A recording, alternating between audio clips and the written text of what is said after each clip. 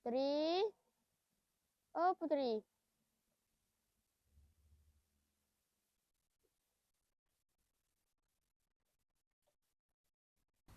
Rizal. Ya, Mak. Kenapa ni? Mak sini tolong, Mak. Si malas lah, Mak. Tolonglah. Mak, sebenarnya Putri nak beli iPad. Nak buat apa? Nak buat kerja sekolah. Betul ke nak buat kerja sekolah ni? Iya.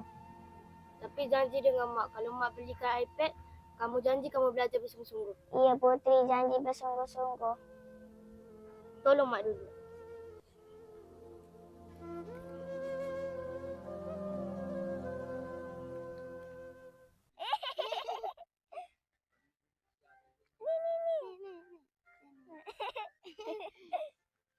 Inilah.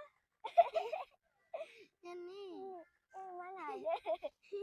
Apalah. Ni, jom. Jom. Alah. Dah tak ada duit. Alah. Jom kita pergi layan. Jom. Ni. Wow, cantiknya. Ni pergi rumah ni. Ni tak boleh. Tak boleh lah. Kita pergi sini lah. Tak boleh. Ni tak boleh lah. Tak boleh. Ni. Apa tu?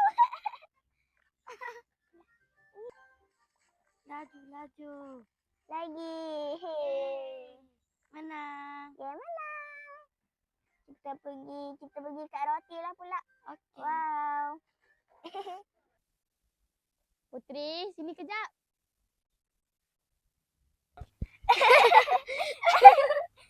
Apa dia, Mak? Kejap lagi lah. Nak selfie dulu ni. Esok-esok boleh kan?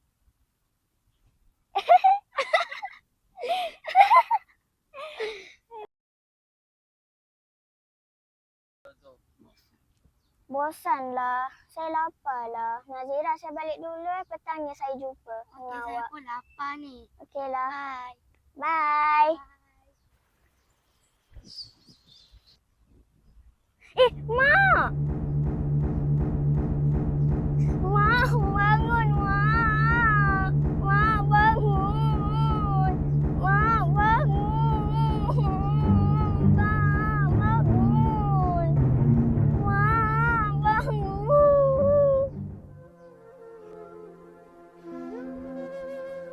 Mak, bangunlah, Mak! Mak, bangunlah, Mak! Puteri janji Puteri tak main phone, tak main gadget. Puteri janji Puteri akan belajar bersungguh-sungguh demi Mak. Mak janji. Mak, bangunlah, Mak. Mak, bangunlah.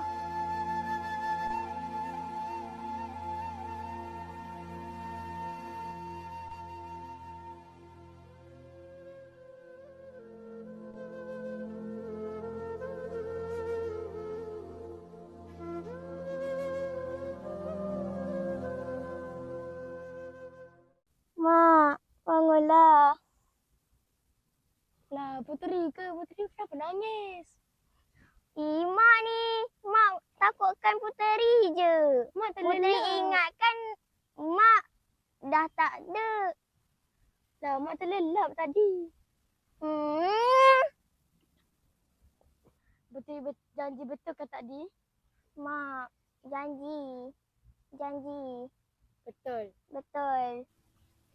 Mak, Puteri sayang, Mak. Mak kan sayang Puteri juga.